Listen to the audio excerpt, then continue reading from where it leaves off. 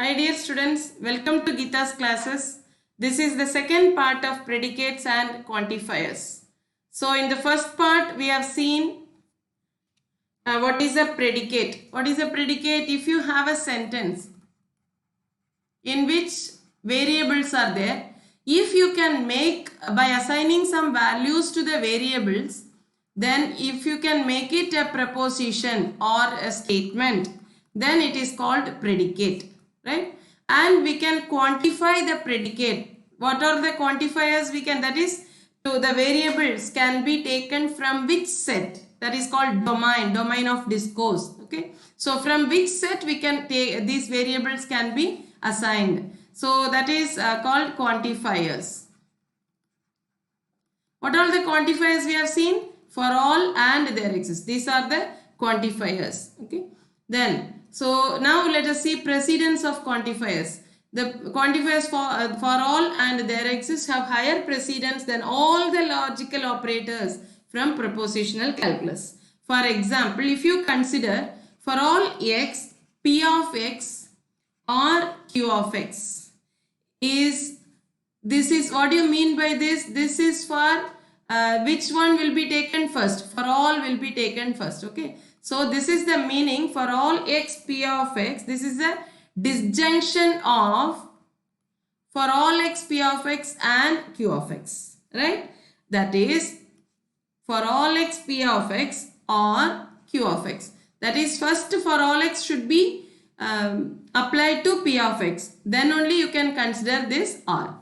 Okay, you cannot write it as for all x, p of x or q of x. If you want, if you are particular to have this, then you should have a bracket. So this does not mean these two are not the same. This does not mean this statement. Okay, so this means what? First you have to apply for all only. So for all x should be applied to p of x, then you consider r. This does not have, this is, if you write like this is wrong. This is not equivalent to this statement. Okay, so meaning of this statement is this, not this, right? So next is binding variables. These definitions are important. Bound variable, free variables, okay, and scope also. All these definitions are important. You can expect for 2 marks, something like that. Define the bound variable, free variables and all. So when a quantifier is used on the variable x, we say that this occurrence of the variable is bound. We have some condition. We are giving some restriction for this variable x. Okay, so an occurrence of a variable that is not bound by a quantifier. Quantifier means for all and there exists. If the quantifier is not mentioned, then it is said to be free. Okay, and the part of the logical expression to which the quantifier is applied is called the scope of this quantifier. I'll give you some examples so that you will understand. A variable is free if it is outside the scope of all quantifiers in the formula that specify this variable. I'll give you one example, then you will understand what is a bound and free variable. See, consider this statement. There exists x plus y is equal to 1. Okay, here you have p of x comma, there exists, always you can have p of x, or for all x, q of x comma y, all those things. Okay, here instead of the statement you can write directly, instead of assigning some variables, you can write the statement directly also. Okay, so there exists x plus y is equal to 1. Here the variable x for there exists is this quantifier is mentioned for this variable x only, right? Therefore x is bound variable, and no quantification is mentioned for y, therefore y is called a free variable. Okay, this is free, y is free, and no value is assigned for y also. Neither it is bound by a quantifier nor a value is assigned. Suppose if you assign y is equal to 5, some value is assigned to y, then also it is not free, it is bound. Okay, y is, there is some condition. Okay, now nothing is there, therefore y is free, and there exists x. There exists is applied for x, therefore x is a bound variable and y is a free variable here. Next you consider this statement, there exists x. Here x is bound variable and y is a free variable. Okay. So next if you consider there exists p of x and q of x are for all x r of x. Consider this statement now. Second statement. Now here all the variables are bound. Here for this any condition, yes, there exists x. What about this variable x? What about this variable x? The same can be written as, see, this x is different from this x. Okay. See here there exists x such that this condition should be satisfied. Instead of this I can write for all y r of y also. It doesn't matter. Right. I can write, even if you write like this, there exists x, p of x and q of x are for all y r of y also you can write. Okay. This is like in integration we write dummy variable, no? It is similar to that only. This whatever is defined here, you have some restriction for this variable, right?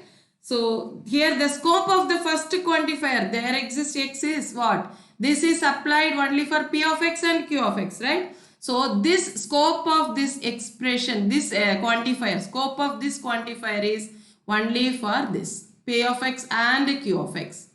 Scope of there exists is p of x and q of x. Scope of the second variable, if you consider x, scope of this variable is r of x, or if you consider it as y, then scope is r of y. Only for this is applicable only for this expression. This is applicable only for this expression. Okay, understood? So there exists x can be applied for this particular expression. Therefore, the scope of this quantifier is this expression, and the scope of this quantifier is r of y. Okay. Next is logical equivalences involving quantifiers. Same whatever we have studied without quantifiers, we have studied no equivalence of that expressions. The same thing. Statements involving predicates and quantifiers are logically equivalent if and only if they have the same truth value. There also in we used to have a single variable. Here we have quantifiers. Okay, quantifiers and predicates and quantifiers.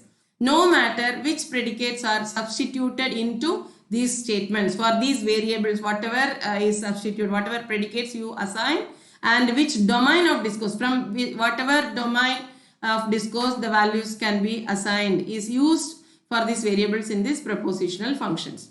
And the notation is S is equivalent to T. Sometimes we write like this, or generally we write like this also. Either you can write like this or write like this. Okay.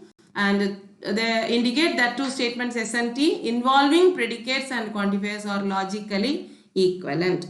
Now let us see some example. Show that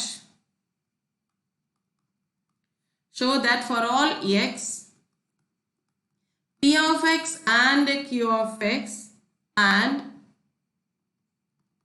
for all x p of x and for all x q of x are logically equivalent.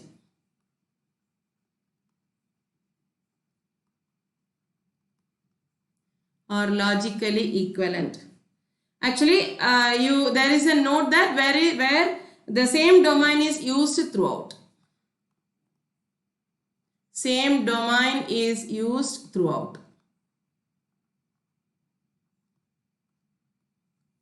Okay. So how will you prove this logically equivalent? First, let us consider LHS, and you have to prove that RHS is true, and RHS you have consider and it is equivalent to LHS. We have to prove both. Okay, because equivalent, no. So let for all x, let us consider the first one. So for all x, p of x and q of x be true. Now from this we should derive the second part. Okay. So this implies, what do you know about this? For all x, p of x and q of x is true. Right. That means there exists at least. So if a is not there exists, if a is in the domain, any variable, any arbitrary variable, if you consider an arbitrary variable, then p of a and q of a is true. Right. This is the meaning, because for all x, any variable if you consider, it is true. So if A is in the domain, then this is true. That means you can say that P of A is true. For a single value we know P of A is true and Q of A is true. Right? That is where A is any arbitrary value. For any arbitrary value, P of A is true means what? For all x, P of x is true. And for all x, Q of x is also true. This implies for all x, P of x, and for all x, Q of x is true. I have taken the left hand side and proved the right hand side. Similarly, you consider the right hand side for all x. Conversely,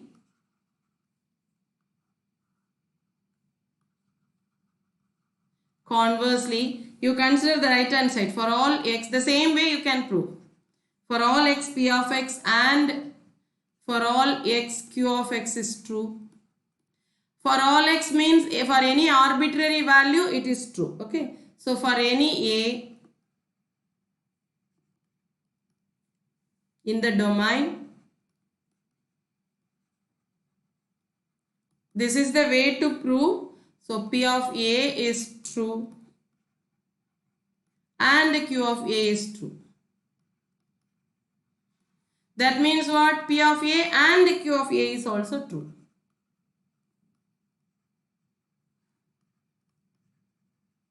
That means what? A is any arbitrary value. Therefore, for all x, P of x and Q of x is also true. Therefore, those two are equivalent statements. Okay. Then we will see some more equivalences.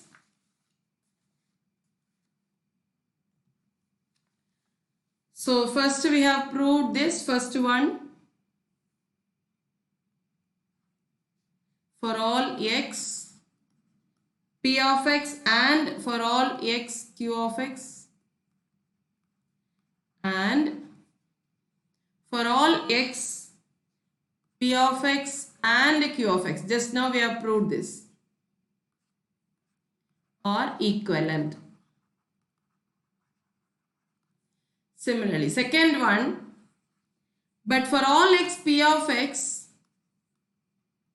or for all x, Q of x, but they are not equivalent. Okay, if you consider like this, for all x, P of x, this is not equal to P of x or Q of x. Right? So for example, if you consider for all x,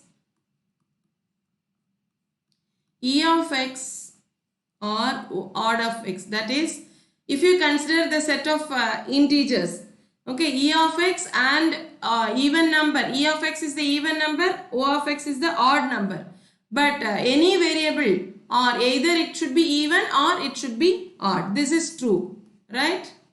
But for all x, E of x, or for all x, odd number of x is not true. That cannot be possible. No, it is not possible, right? See, any number, it has to be, for all x it should be even, for all x it should be odd. How is it possible? Not. So if you consider any number, any integer, either it has to be even or it has to be odd.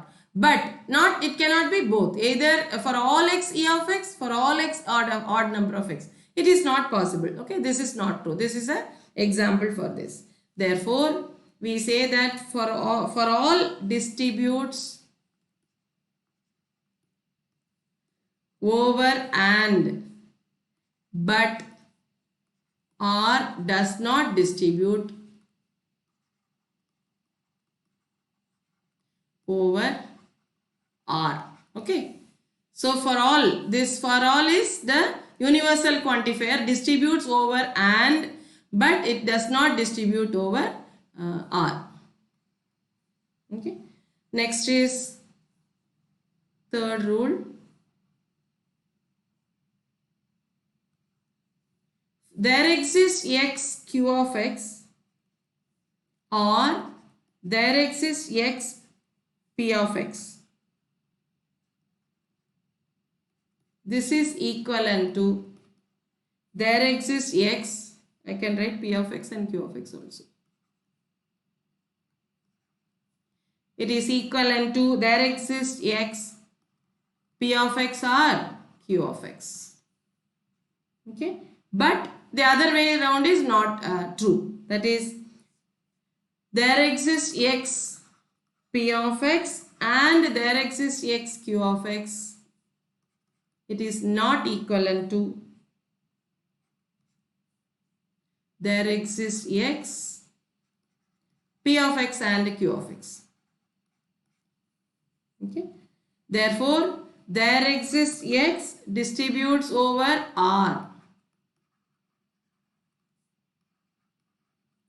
but does not distribute over and. Does not distribute over and. Okay.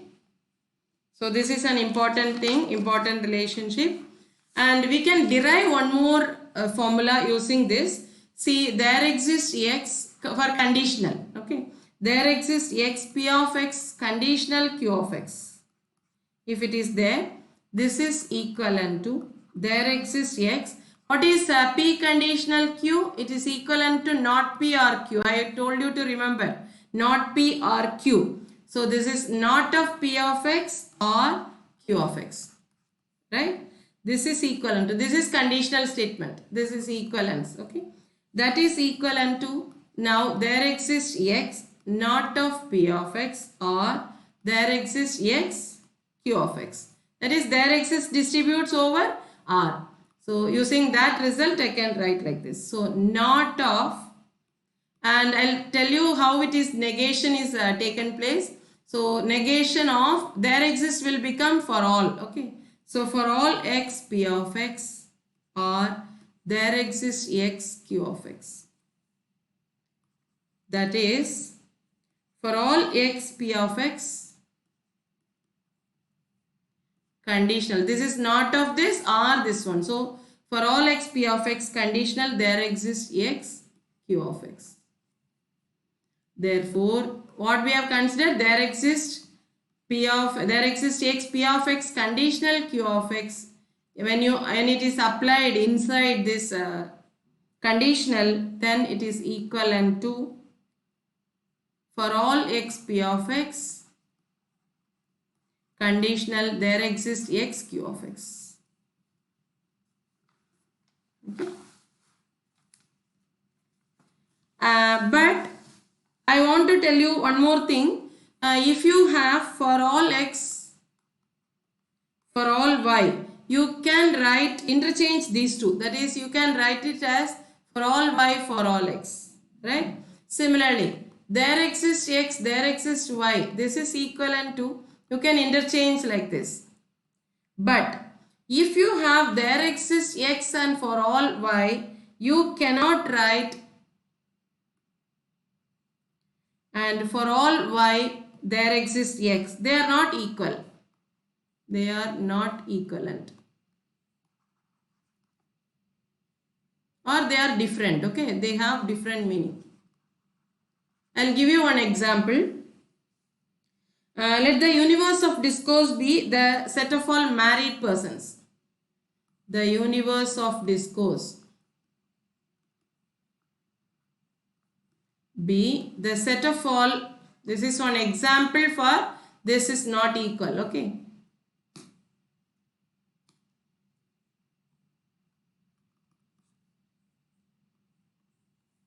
Be the set of all married persons.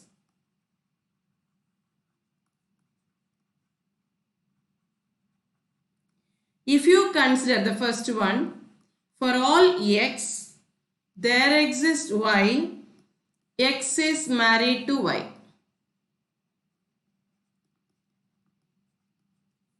Married to y. Is it true or not? It will become true. I'll tell you why. See, for all the persons, there exists at least another person y. For all the values of x, for all the values of x, there exists a y such that x is married to y. But if you write the other way around, there exists y for all x, x is married to y, the entire meaning will be different here. See, at least there exists at least one person who is married to all the all the other persons, right? Is it possible? It is it is meaningless, right? There exists at least one person. What is the set of all, what is our universe of discourse? The set of all married persons. So from the set of all married persons, you can find out at least one person who is married to all the remaining persons, which is not at all possible, right? Therefore, this is false. They are not equal. It is having the meaning will be different. Okay, the entire meaning will be different. Understood? Then we have some logical relationships involving quantifiers. Please go through that. Here, for all x, p of x means any arbitrary value or whatever we have seen, that only. Then we'll have some negation rules. Negation means, always remember, if you have for all, it should be replaced by there exists. If you have there exists, it should be replaced by for all. This is the basic condition.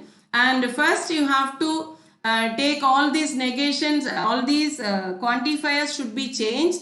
Then negation should be applied to the variables. Okay. So for example, there exists for all x, p of x means first you change for all to there exists, right? Then apply this negation to the variable p of x. Similarly, there exists means it will become not of p of x. Same thing here also. For three variables, I have given one example. For all x, for all y, there exists z. Here, for all will be there exists x. For all y will be there exists y. There exists z will be for all z. Okay. And the negation should be applied to. The common mistake students make is they will forget to write this not to the variables. Okay. The statement. So negation should be applied for this statement. That is important. And some more definitions are there: valid, satisfiable and unsatisfiable. See, if you consider p of x1, x2, etc., xn is true for all values of c1, c2, etc., cn from the universe u, then we say that it is valid in the universe u. If it is true for only for some values, then it is said to be satisfiable. If it is not true for any value, then it is said to be unsatisfiable in the set of in the universe of discourse u. Okay.